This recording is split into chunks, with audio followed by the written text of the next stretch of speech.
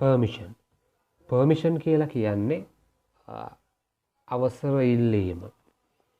එතකොට එහෙම නැත්නම් මේත් සමගම වෙනවා අවසර ඉල්ලීම සහ අවසර ලබා දීම කියන එක.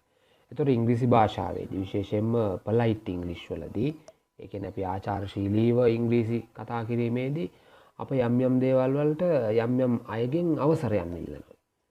දැන් අපි පොඩි කාලෙත් අපිට ওই වාක්‍යයක් දෙකක් පුරු කරලා තියෙනවා. අපි ගුරුවරයා ගාවට ගිහලා අහනවා excuse me may I go to the toilet please.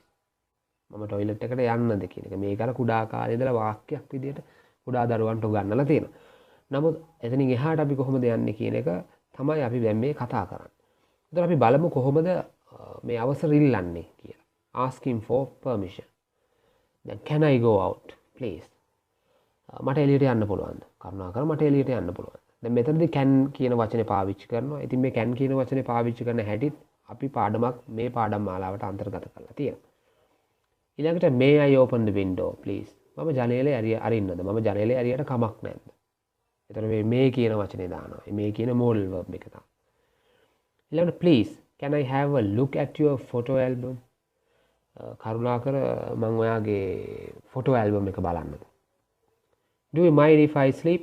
මම නිදාගත්තට කමක් නැද්ද? එතකොට මේක ඇවිල්ලා politely මහන එක. Do you mind if I sleep? දැන් අපි කෙනෙක්ගෙන් උදව්වක් ඉල්ලනකොට අහනවා if you don't mind can you do me a favor? ඔයා හිතන්නේ නැත්නම් මට ඔයා යම් උදව්වක් කරනවද කියන එක.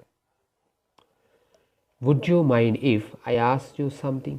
මම ඔයාගෙන් දෙයක් ඇහුවට කමක් නැද්ද කියන එක. Is it okay if I sit here? මම මෙතන ඉඳ ගන්න එක කමක් නැද්ද? Would it be all right if I borrowed your mobile phone?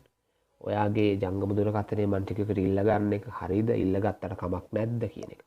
එතකොට බලන්න මෙතනදි මේ අවසර ඉල්ලලා තියෙන politeness එක ගැන. ඒ කියන්නේ උදාහරණයක් විදියට අපි කෙලින්ම දැන් give me your phone.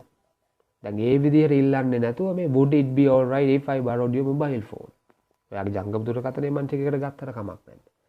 එතකොට ඉංග්‍රීසි කතා කරනකොට අනිවාර්යයෙන්ම මෙවැනි ෆ්‍රේසස් උත් ඉගෙන ගන්න වෙනවා අවසර ඉල්ලීම සම්බන්ධයෙන්. මොකද අපි ඉංග්‍රීසි කතා කරනවා කියන්නේ මේ සමස්තයන්ගේම එකතුවක්. එතකොට අපි බලමු මේ ඉල්ලන අවසරේ අපි අවසරය දෙන්නේ කොහොමද? දැන් කෙනෙකුන් ඔබෙන් අර විදියට අවසරයක් ඉල්ලුවොත් ඔබ කොහොමද ඒ අවසරය දෙන්නේ? ඉතින් අපි බලමු ඒකටත් උදාහරණ.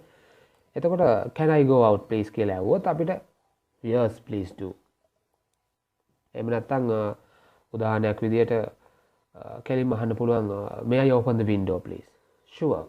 Go ahead. ඊළඟ නැත්නම් sure. දැන් would it be all right if I borrowed your mobile phone? No problem. ඒ විදිහට අහන්න පුළුවන්. Would you mind if I ask you something? Please feel free. කියලා කමක් නෑ අහන්න. ඒ කියන්නේ අවසර ලබා දීම.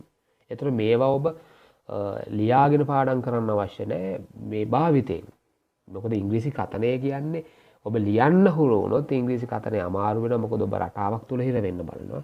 ඒ නිසා හැමතිස්සෙම භාවිතයෙන් මේවා ඉගෙන ගන්න. ඊළඟට අපි බලමු මේ අවසර දෙන්නේ නැතිව ඉන්නේ කොහොමද? ඒක නැත්තම් ඉල්ලන ලද අවසරයක් ප්‍රතික්ෂේප කරන්නේ කොහොමද? refusing. එතකොට බලමු අපි මේ උදාහරණ. No please don't. දැන් අහුවොත් can I go out please? No please don't. ඒ කියන්නේ යන්න බෑ කියන එක. ඊළඟට I'm sorry but that's not possible. මට සමාව වෙන්න නමුත් ඒක කරන්න බෑ කියන එක. ඊළඟට I'm afraid but you can't. මට බයයි ඒ හින්දා ඔයාට බෑ. එහෙනම් මේක කරන්න බෑ. එතකොට බලන්න no කියලා සරලව ප්‍රකාශ කරන්න පුළුවන්. නමුත් ඊට වඩා මේ විදිහට වාක්‍යයක් මේ විදිහට ෆ්‍රේස් එකක් පාවිච්චි කරලා කියනකොට ඔහුට මේ හේතුව සම්බන්ධයෙන්ුත් එහෙම නැත්නම් ඇයි මේක රිෆියුස් කරන්න කියන එක සම්බන්ධයෙන්ුත් දැනගන්නට පුළුවන්. ඉතින් මේ විදිහට තමයි ඉංග්‍රීසි භාෂාවේදී අවසර ඉල්ලන්නේ සහ අවසර ලබා දෙන්නේ.